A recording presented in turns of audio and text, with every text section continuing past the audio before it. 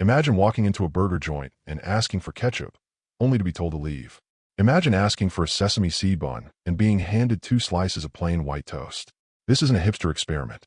This is a time machine. Welcome to Lewis's Lunch in New Haven, Connecticut, the place that claims to have invented the American hamburger in 1900. Here, the customer is not always right. History is right. To understand the food, we must understand the year 1900. New Haven was a bustling industrial hub. Louis Lassen was a Danish immigrant running a small, mobile lunch wagon. The legend says a businessman rushed up to the wagon and shouted, "Lou, I'm in a rush. Slap a meat puck between 2 planks and get me out of here." Louis didn't have time to slice a steak. He took the trimmings, the leftover good quality beef, ground them up, and broiled them. But he had run out of steak rolls. Improvising, he grabbed 2 slices of white toast, slapped the meat inside, and handed it over. The customer ran off eating it. He didn't know it, but he was the first person in history to eat a hamburger. What makes Lewis's lunch truly unique isn't just the bread, it's the fire. They don't use a flat-top grill.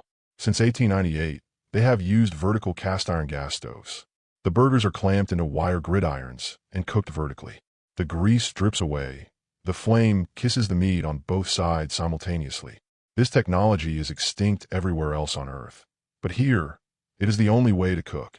Today, walking into Lewis's is like entering a strict museum. There are rules.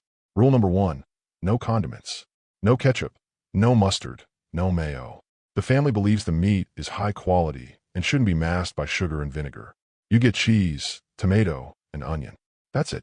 If you try to sneak ketchup in, you might be politely asked to eat outside. But preserving history is a battle. In the 1970s, the city of New Haven wanted to build a modern high-rise complex. Lewis's Lunch, this tiny brick shack, was in the way. The city threatened demolition. The Lassen family refused to sell out. It was a classic David versus Goliath story. The hamburger stand versus the skyscrapers. The community rallied. People realized that you can build a tower anywhere, but you can't rebuild history. In a massive engineering feat, the entire building was lifted off its foundation and moved by truck to its current location on Crown Street. Every brick survived. The Temple of the Burger was saved not by money, but by the loyalty of its customers. And then there is the cheese. They don't use cheddar or American slices.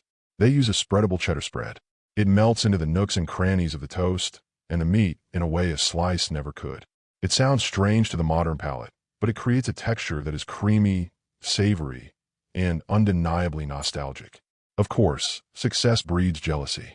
Other places, like Minchess Brothers in Ohio or Charlie Negreen in Wisconsin, also claim to have invented the burger. They argue about dates and fairs. But Lewis's Lunch has something they don't: the physical evidence.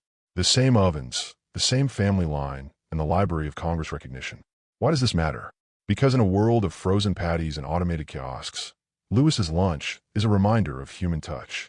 It is stubborn, it is inconvenient, and it is delicious. It reminds us that sometimes the old way isn't just the old way, it's the right way. Would you eat a burger without ketchup? Or is that a deal breaker? Tell us in the comments. If you are hungry for more history, hit that subscribe button. The Dark Archive serves fresh mysteries every week.